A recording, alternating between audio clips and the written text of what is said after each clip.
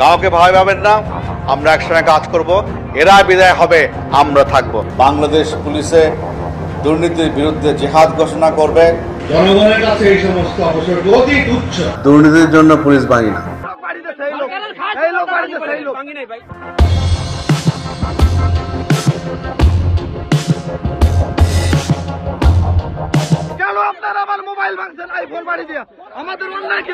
দুর্দণ্ড প্রতাপশালী বেনজির, তার হুমকি ধমকিতে অনেক পরিবার ছেড়েছেন দেশ।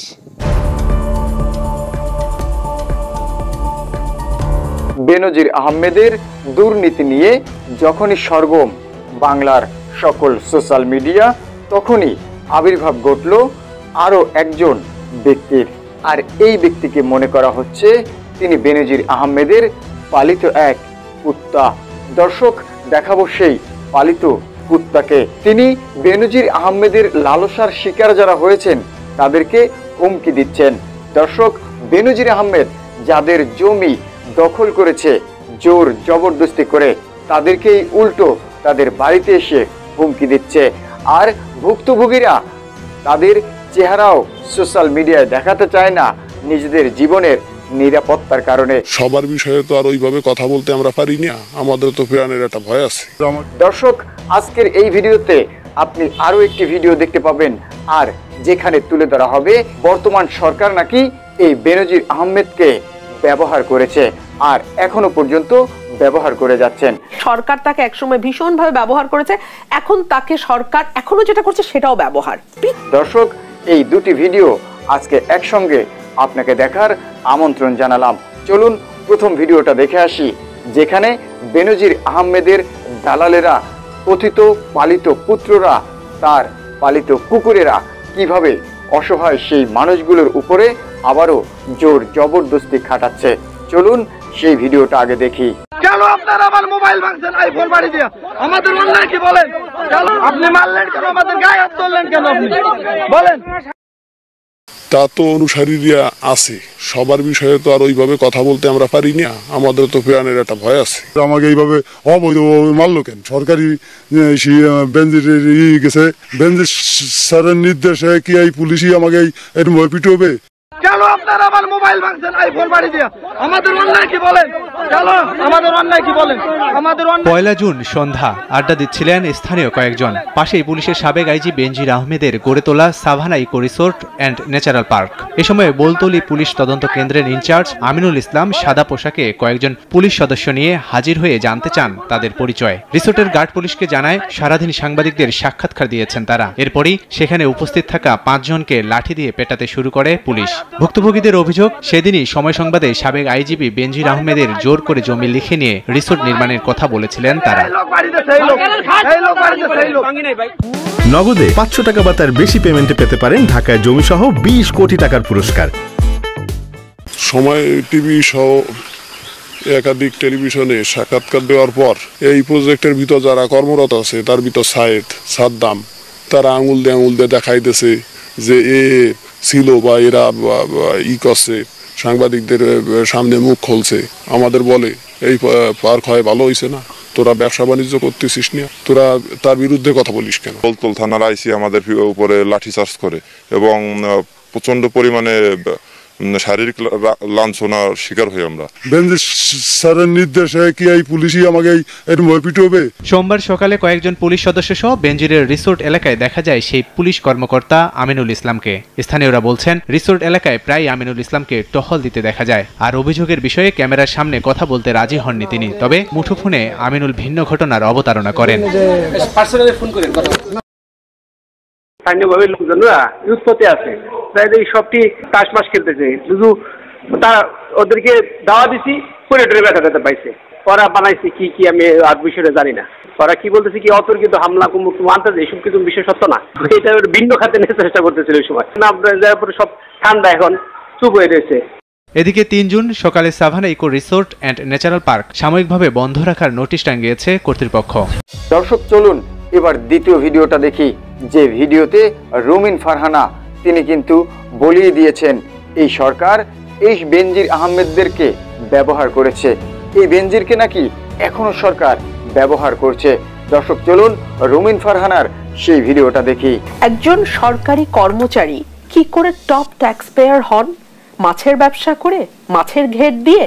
একবারও সরকারের এই কথাগুলো মনে হয়নি? সরকার তাকে একসময় ভীষণভাবে ব্যবহার করেছে, এখন তাকে সরকার এখনো যেটা করছে সেটাও ব্যবহার। পি.কে. হালদার দেশ থেকে চলে গেছে না? পি.কে. হালদার চলে যায় নাই, গেছে। বেনজির আহমেদকে নিয়ে আজকে আমরা আলোচনা করছি বেশ কয়েকদিন ধরে। আচ্ছা, আপনি আমাকে বলেন তো, বেনজির আহমেদ হঠাৎ করে একদিন সকালবেলা এই পরিমাণ অর্থবিত্তের মালিক হয়ে গেলেন? নিশ্চয়ই না। 34 বছর 7 মাস তার চাকরির আয়ু, 35 বছরের মতো। এর মধ্যে তিনি 5 বার পুলিশের সর্বোচ্চ পদক বিপিএম পেয়েছেন। তিনি শুদ্ধাচারের অর্থ সম্ভবত এই সরকারের সময় আমাদের পাল্টে ফেলতে হবে। বেনজির শুদ্ধাচার পুরস্কার পেয়েছেন। তিনি টপ ট্যাক্স পেয়ার হয়েছেন। সরকারের একবারও মনে হয়নি একজন সরকারি কর্মচারী, কর্মকর্তা শব্দটি আমি সচেতনভাবে বলছি না, আমাদের সংবিধানে প্রজাতন্ত্রের কর্মচারী বলা আছে, একজন সরকারি কর্মচারী কি করে টপ ট্যাক্স পেয়ার হন? মাছের ব্যবসা করে, মাছের ঘের দিয়ে। একবারও সরকারের এই কথাগুলো মনে হয়নি? সরকার তিনি যখন র্যাবে ছিলেন এবং তিনি যখন পুলিশ বাহিনীর প্রধান হয়েছেন, আইজিপি হয়েছেন, ভয়ঙ্কর ভাবে তাকে ব্যবহার করেছে। কিভাবে ব্যবহার করেছে? পুরো বাহিনীকে ব্যবহার করেছে বিরোধী দলের পেছনে। পুরো বাহিনীকে ব্যবহার করেছে বিরোধী দলের বিরুদ্ধে মামলা দেয়া, তাদেরকে গুম করা, তাদেরকে বিচার বহির্ভূতভাবে হত্যা করা, হেফাজতে নিয়ে বাজেভাবে নির্যাতন করা, এইসব কাজের জন্য। এবং র্যাব এখন আন্তর্জাতিকভাবে খ্যাতি অর্জন করেছে এবং তার নেতৃত্বেই র্যাবের সময় র্যাবের উপরে স্যাংশন এসছে, তার নিজের উপরও স্যাংশন এসছে এবং তারপরে তাকে আইজিপি করা হয়েছে। খুব সম্ভবত পশ্চিমে একটা বার্তা এবং আরো প্রিসাইসলি বলতে গেলে আমেরিকাকে একটা পরিষ্কার বার্তা দেবার জন্য উই ডোন্ট কেয়ার। তাকে পুলিশের মহাপরিদর্শক করা হলো। এখন আজকে আমরা আলোচনা করছি, লিখছি, একটার পর একটা রিপোর্ট আসছে, রিপোর্টে অবিশ্বাস্য সব জিনিস। একদিন সকালবেলা উনি 4টা ফ্ল্যাট বা খালি ফ্ল্যাট কিনলেন, তিনি 625 বিঘা জায়গার মালিক, তিনি 33টা ব্যাংক অ্যাকাউন্ট মেনটেন করেন, অবিশ্বাস্য সব ব্যাপার স্যাপার। এগুলো কেউ জানতো না এতদিন। দুদক কি করেছে, বাংলাদেশ ফাইন্যান্সিয়াল ইন্টেলিজেন্স ইউনিট কি করেছে? গত 1.5 মাসের মধ্যে তিনি 100 কোটির উপরে বেশি টাকা সরিয়ে ফেলেছেন। কোথায় সরালেন বলেন তো? জুই, আপনি কি সত্যি মনে করেন যে তিনি তার বাসার বালিশের নিচে, খাটের নিচে, তোষকের ভেতরে 100 কোটি টাকা রেখেছেন? না, টাকাটা তিনি দেশের বাইরে নিয়েছেন। এবং এই নাড়াঘাটার সময়ে বাংলাদেশে রাষ্ট্রের যে প্রতিষ্ঠানগুলো আছে, সরকারি যে প্রতিষ্ঠানগুলো আছে, তাদের নাকের ডগা দিয়ে তিনি 100 কোটি টাকা দেশের বাইরে নিয়ে গেছেন সরকারের প্রত্যক্ষ সহযোগিতা ছাড়া। ডু ইউ রিয়েলি বিলিভ এটা হওয়া সম্ভব? 1, 2, একজন বিরোধী দলের কর্মীর কথা বলি, কারণ বাংলাদেশে তো সংবিধান অনুযায়ী অ্যাটলিস্ট কিতাবে কাগজে কলমে সকল নাগরিক সমান, তাই না? বিরোধী দলের ভুজুঙ্গমারির একদম কর্নার প্রান্তরে যেই কর্মীটি বিএনপি করে বা যে সমর্থকটি বিএনপি করে, তাকে ধরতে কিন্তু পুলিশের 1 মিনিটও লাগে না। আচ্ছা, অন দি আদার হ্যান্ড এই ভদ্রলোক কোথায় আছেন? স্বরাষ্ট্রমন্ত্রী বেমালুম মিডিয়াকে বলছেন জানি না। ওনার কি আসলে ওই চেয়ারে থাকা উচিত? আর উনি জানেন না ওনাদের শুদ্ধাচারী পুলিশ কর্মকর্তা তিনি কোথায় আছেন?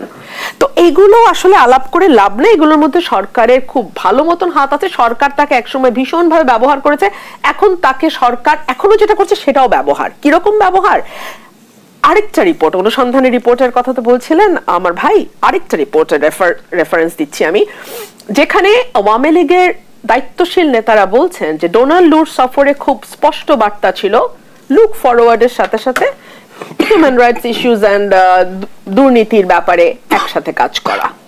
এই যে দুর্নীতির ব্যাপারে একসাথে কাজ করার যেই যেই এক ধরনের আশাবাদ পশ্চিমা দেশ বা আমেরিকা দিয়ে গেছে, সেটার সঙ্গে এক ধরনের সিনক্রোনাইজ করবার জন্য, সেটার সঙ্গে এক ধরনের সমর্থন দেখাবার জন্য বেনজিরকে এটা করা হয়েছে এবং তাকে শান্তভাবে টাকা সরাতে দেওয়ার সময় টাকা যাতে সে সরাতে পারে সেই সুযোগ তাকে দেওয়া হয়েছে। তার ব্যাংক অ্যাকাউন্ট জব্দ করার নামে শূন্য অ্যাকাউন্ট জব্দ করছে, ওই অ্যাকাউন্ট জব্দ করা বা না করা কিচ্ছু যায় আসে না। তাকে শান্তভাবে টাকা পাচার করতে দেওয়া হয়েছে, 100 কোটি টাকা নিশ্চয়ই তোষকের নিচে নাই, এবং তাকে শান্তভাবে দেশ থেকে চলে যেতে দেওয়া হয়েছে।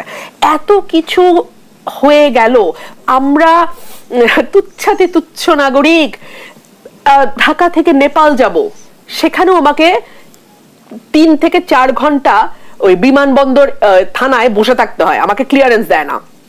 সংসদে এমপি থাকা অবস্থায় আমাকে ঘন্টার পর ঘন্টা বসে থাকতেছে, ইমিগ্রেশন ক্লিয়ারেন্স দেয় না। 4টা সংস্থার ক্লিয়ারেন্স লাগে আমাদের মতো বিরোধী দলের নেতা, অ্যাটলিস্ট রুমিন ফারহানার দেশ ত্যাগ করতে।